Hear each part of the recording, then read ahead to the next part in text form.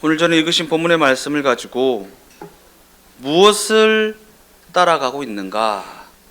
무엇을 따라가고 있는가? 이와 같은 제목을 가지고 함께 말씀을 나누어 보고자 합니다. 요즘처럼 성탄 무렵이 되면 우리의 기억에서 잊혀졌던 동방 박사들을 다시 떠올리게 됩니다. 이는 그들이 성탄 축가 공연에 아이들의 성극에서 빠지지 않고 등장하는 단골 손님이기 때문일 것입니다. 그들은 아이들의 성극 속에서 대단한 예지력을 가진 지혜자와 현자들로 묘사되고 있지만 그들은 유대인의 입장에서 보면 그저 이방인의 하나일 뿐이고 율법에 대하여 무지한 그러한 취급을 받는 자들에 불과합니다. 그러나 그럼에도 불구하고 세상을 구원하러 오신 메시아를 가장 먼저 알아본 이들은 유대인들이 아니라 율법에 무지하다고 취급을 받던 이방인들이었다라는 것입니다. 그리고 어쩌면 이는 유대인들에게 있어서 굉장히 자존심이 상하는 그러한 일일 수도 있을 것입니다. 왜냐하면 그들이 그토록 기다리던 메시아를 가장 먼저 알아본 이들이 자신들이 아니라 자신들이 그토록 무시했던 이방인들이었기 때문입니다. 그러나 그럼에도 불구하고 마태복음은 예수님의 탄생 이야기에 율법에 무지한 자들로 치부되어졌던 동방에서 온 박사들의 이야기를 빼놓지 않고 언급하고 있다는 사실입니다. 이 마태복음은요, 유대인들을 향해 쓰여진 복음서입니다. 유대인들을 향해 쓰여진 복음서. 이 마태복음이 유대인들을 향해 쓰여진 복음서임에도 불구하고 왜 마태복음은 유대인들의 심기를 불편하게 할 수 있는 이 동방 박사의 이야기를 빼놓지 않고 기록하고 있는 것일까? 여기서도 우리는 알 수 있어요. 복음이 설득하거나 달래기 위한 속성을 가지지 않았다라는 것을. 마태복음이 유대인들을 향해 쓰여졌잖아요. 그러면 유대인들을 잘 설득하고 잘 구실려서 그들의 마음을 얻어 그들을 예수 믿게 하려고 했다면 이 얘기를 써넣지는 않았을 것입니다. 그러나 마태복음은 유대인들의 심기를 불편하게 할 수 있는 이 이야기를 빼놓지 않고 기록하고 있다라는 것입니다.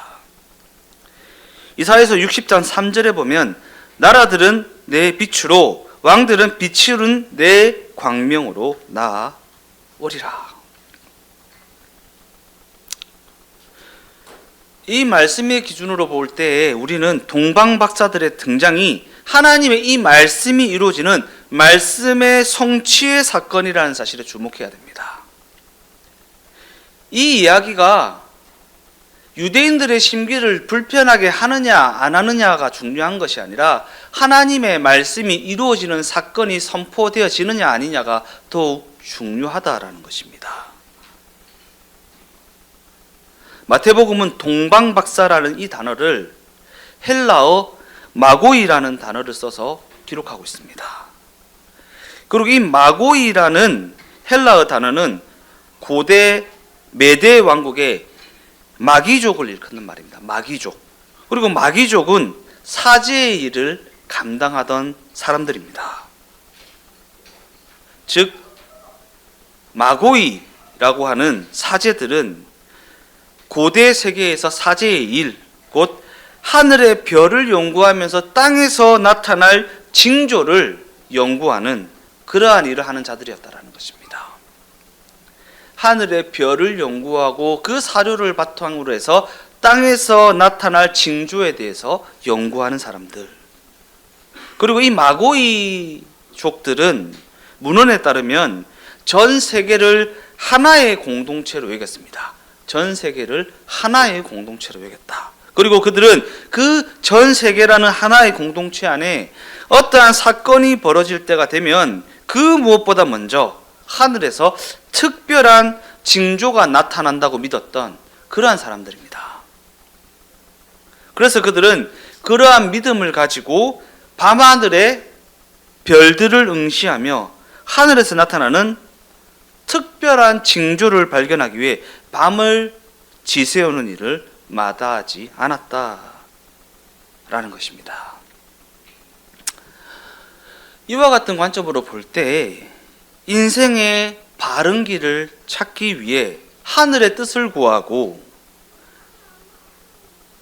인생을 그 뜻에 따라 살아가기 위해 하늘의 인도하심을 구하는 이가 너무나도 희소한 이 시대야말로 영적으로 볼 때 너무나도 빈곤한 시대가 아니겠습니까?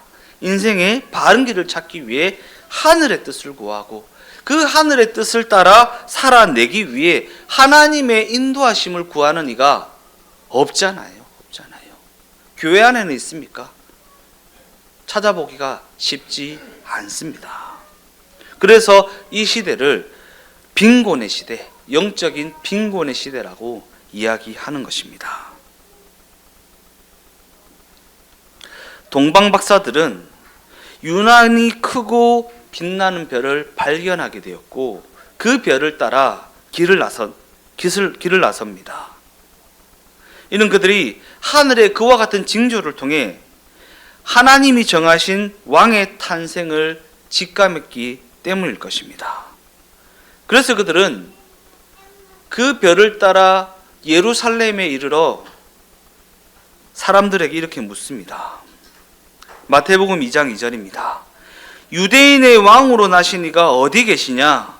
우리가 동방에서 그의 별을 보고 그에게 경배하러 왔노라 하니.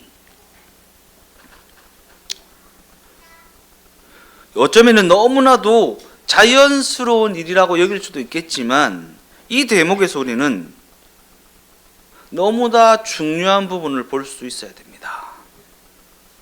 그들은 길을 잃고 예루살렘에서 사람들에게 물었습니다. 유대인으로 나는 왕이 어디 계시냐? 그저 별빛만 보고 걸었을 때는 제대로 방향을 잡고 걸었지만 목표점에 근접하여서 자신들의 선입견에 따라 걸었을 때는 길을 잃고 말았다라는 것입니다. 어떠한 선입견이었습니까?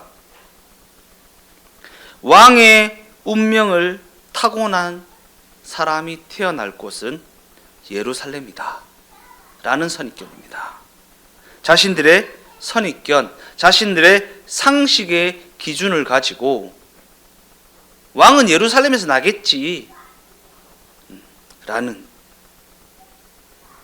그리고 그러한 선입견과 자신들의 상식을 의지하기 시작했을 때에는 그들을 인도하여 오던 별의 인도하심은 그들에게서 사라져버리고 말았다라는 것입니다.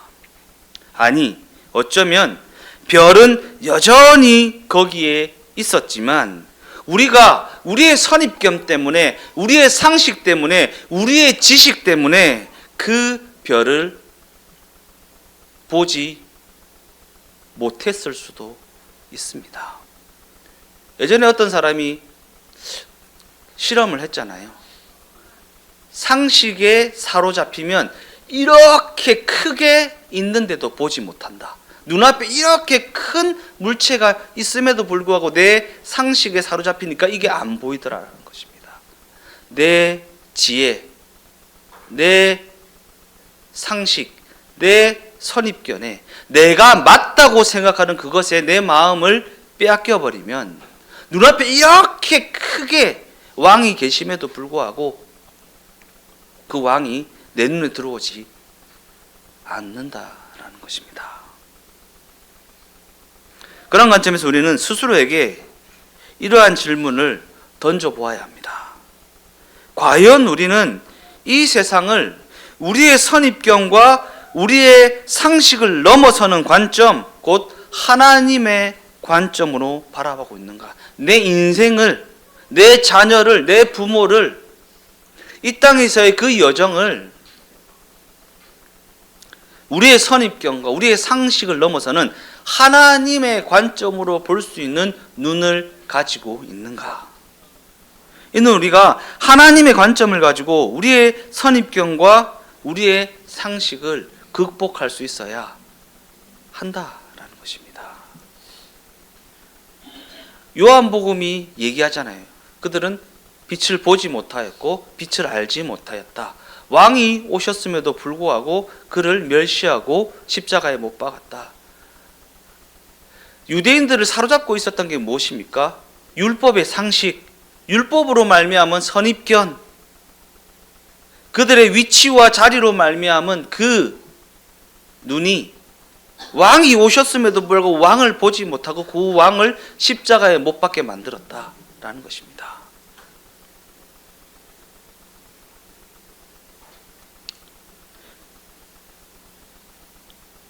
십자가 죽음이라는 우리의 상식을 넘어서고 우리의 선입견을 깨트려 버리는 그 사건이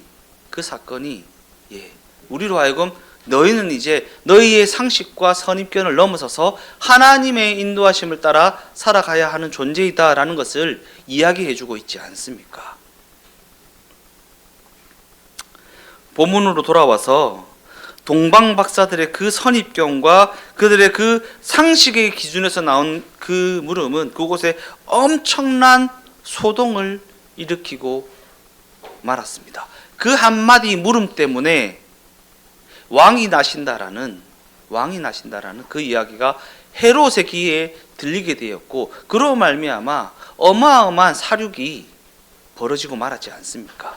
내 인간적인 생각 하나 때문에 내가 속하여 있는 공동체, 가족, 자녀, 부모들이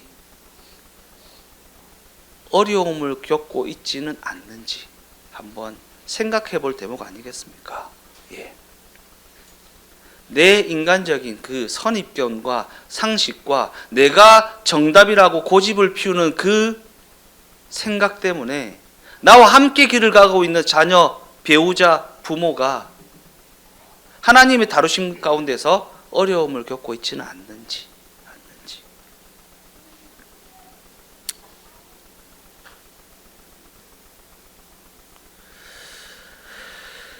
동방 박사들의 그 물음에 가장 당황한 사람은 헤롯 왕이었을 것입니다. 왜냐하면 헤롯은 유대인의 왕이었음에도 불구하고 유대인 출신이 아니었기에 왕으로서의 정통성을 의심받는 처지에 있었기 때문입니다. 그래서 그는 늘 내적인 두려움에 시달렸고 엄청난 열등감에 사로잡혀 있었습니다. 그가 그렇게 권력에 집착했던 것은 그러한 두려움과 그러한 열등감에서 비롯된 모습이었습니다. 그래서 그는 자기가 가지고 있는 권력에 해가 된다고 생각되면 자신의 아내도 서슴없이 죽였고 자신의 아들이라 할지라도 서슴없이 죽였던 그러한 인물입니다. 이는 그만큼 그가 유대인의 왕이라는 그 자리를 지키는 것에 혈안이 되어 있었다라는 것입니다. 헤롯은 산전수전 다 겪은 노련한 정치인이었습니다. 아내도 죽이고 자식도 죽이고 자신의 자리를 지킬 수 있다면 어떠한 짓이라도 할 수 있는 노련한 정치인. 그래서 그는 그 노련함을 가지고 자신의 당황한 신경을 숨긴 채 대제사장들과 율법학자들을 불러서 메시아가 어디서 태어날지 태연하게 묻습니다. 그리고 대제사장들과 율법학자들은 문헌에 대한 전문가답게 미가 예언자의 글을 인용해서 그곳이 베들레헴이라고 알려줍니다. 베들레헴이라는 도시는 큰 도성 예루살렘에 비하면 변방에 지나지 않는 작은 도시에 불과했지만 그곳은 다윗 왕이 태어난 곳입니다. 어쩌면 사람들은 그곳이 다윗 왕이 태어난 다윗 왕의 고향이라는 이유에서 메시아가 베들레헴이라고 하는 도시에서 나실 것이다 라고 그렇게 믿었는지도 모릅니다. 이유야 어찌되었든 늘 새로운 역사는 변방이라는 낮은 자리에서부터 시작됩니다. 변방이라고 하는 낮은 자리요. 예. 이 문장을 써내려가면서 우리 교회가 떠올랐어요. 우리 교회가 변방이다. 변방이다. 예. 누군가 그랬잖아요. 주동행교회에서 무슨 선한 것이 나겠냐고. 예. 그죠? 예. 주동행교회에서 무슨 선한 것이 나겠냐고 그랬잖아요. 예. 아, 여기서 하나님의 인도하심이 시작되겠구나라는 생각을 잠깐 했습니다. 늘 새로운 역사는 변방에서, 나사렛 예수 그리스도, 그죠? 변방에서부터 시작되는 것 같습니다. 왜냐하면 가장 낮은 자리에서 바라본 세상, 실상에 가장 가까운 법이기 때문입니다. 그래서인지 성경은 끊임없이 우리에게 세상을 소외된 자의 눈으로 바라보고 살아야 된다고, 소외된 자의 눈을 바라보고 살아야 된다고 그렇게 요청하고 있지 않습니까? 예. 그 낮은 자리의 자리, 힘든 자들의 자리, 고달픈 심정이 있는 자들의 자리에 함께 거해보지 않고서는 세상의 실상을 알 수 없는 것입니다. 그냥 SNS에 막 이쁘게 차려입고 좋은 곳에 가서 좋은 곳을 배경으로 하여 찍은 그 사진을 보면 세상에서 나만 이렇게 사나 싶지만 실제로 그 현실의 삶에 들어가 보면 그렇지 않다라는 거 우리가 알고 있지 않습니까? 세상을 소외된 자의 눈으로 바라볼 수 있어야 됩니다. 다윗 왕이 밧세바를 범하고 나서야 비로소 그 죄인된 자리에 있는 자들의 마음을 알게 되고 그들을 하나님께로 인도할 수 있는 걸음을 걸어내기 시작하지 않습니까? 그들의 마음을 헤아리고 그들을 존귀한 존재로 인정하는 그러한 세상을 만들라고 성경이 우리에게 요청하고 있는 것입니다. 어떻게 하면 저들의 대열에, 저 높은 자리에 있는 대열에 끼고 싶어가지고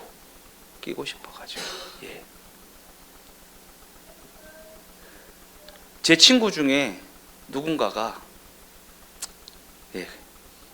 그 대열에 끼고 싶어서 외제차도 사고 박사학위 딸라고 학교도 다니고 그들에게 꿀리지 않으려고요. 그들에게 꿀리지 않으려고 옷도 예전에는 수수하게 입던 요즘에는 누가 봐도 명품 딱 이렇게 된 거 사서 입고 그렇게 하더라고요. 우리는 그렇게 살지 말자고요. 그런 관점에서 이 시대의 교회가 신뢰를 잃어버린 까닭이 무엇입니까? 이 시대 교회가 그 사명에 부합되는 소외된 자의 눈을 잃어버렸기 때문 아니겠습니까? 소외된 자의 눈, 소외된 자를 알아보는 눈.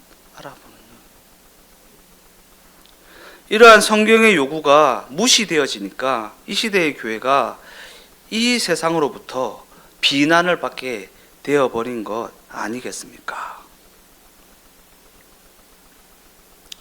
마태복음 2장 7절에서 8절까지의 말씀입니다.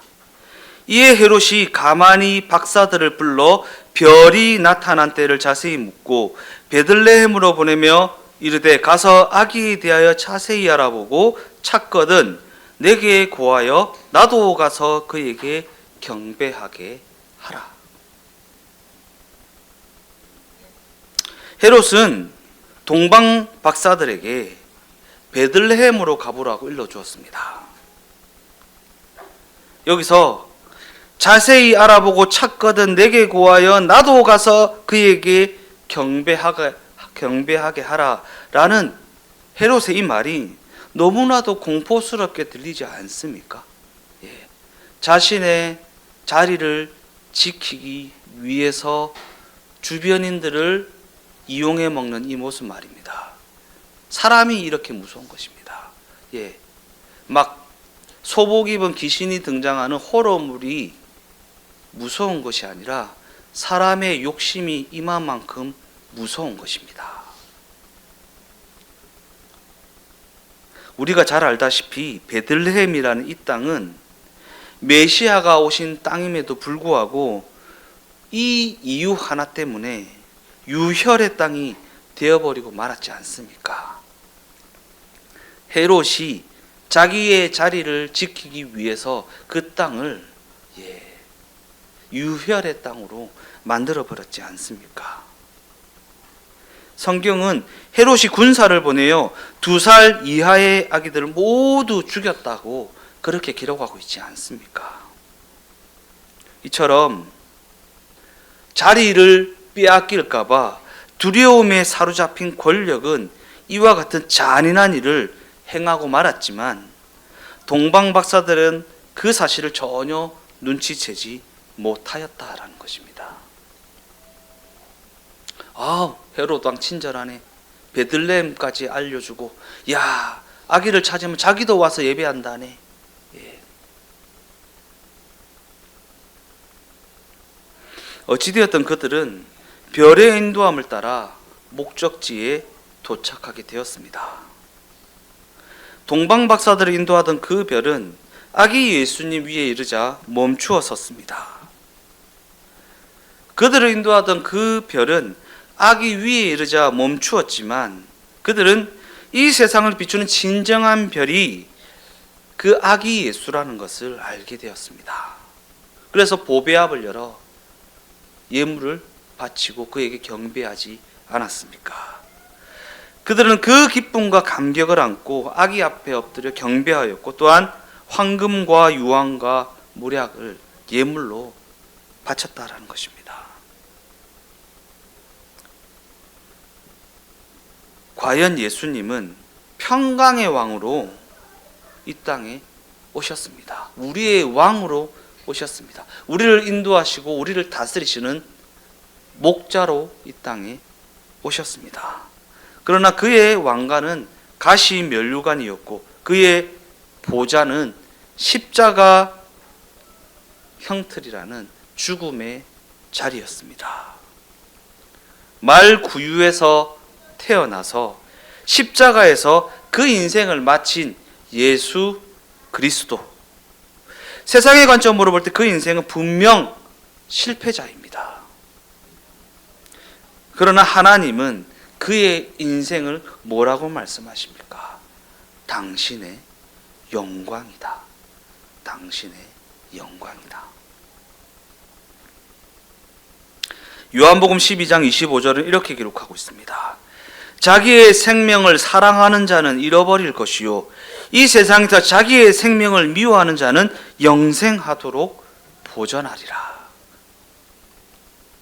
예수가 친히 보여주신 이 땅에서의 여정이고 우리가 걸어내야 할 이 땅에서의 여정입니다. 이러한 마음을 가지고 있어야 그 여정을 걸어낼 수가 있다라는 것입니다. 자기의 생명을 지키려고 아등바등 하다 보면 잃어버린다라는 것이고 자기의 생명보다 그 다스림을 우선시하고 따라가다 보면 영생하도록 보전하게 된다라는 말씀입니다. 결론적으로 동방 박사들은 꿈에 헤롯에게로 돌아가지 말라라는 하나님의 지시를 받고 다른 길로 자기 나라에 돌아갔습니다. 그들이 별의 인도함 대신 자신들의 상식과 자신의 선입견을 따라갔을 때는 길을 잃어버리고 말았지만 이제 그들은 자신들에게 임하신 하나님의 말씀의 지시에 따라 다른 길을 택하여 나아갔다라는 것입니다. 하나님의 인도하심을 따라 다른 길로 행하는 자들, 그들을 성경은 성도, 신자, 하나님의 백성이라고 이야기하지 않습니까?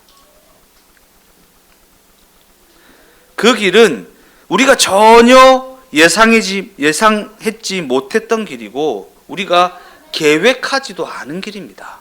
그죠? 여러분들이 현실의 삶에서 하나님의 인도하심을 따라 그 여정을 걸어내고 있지 않습니까? 우리가 전혀 예상치 못했던 길이고 우리가 계획하지도 않은 길입니다. 그러나 분명한 사실은 그 속에 하나님의 다스리심이 있다라는 사실입니다. 하나님의 살아계심이 있다라는 것입니다. 이처럼 하나님의 인도하심을 받으며 살아가는 이들의 삶은 때로는 자기 삶의 행로를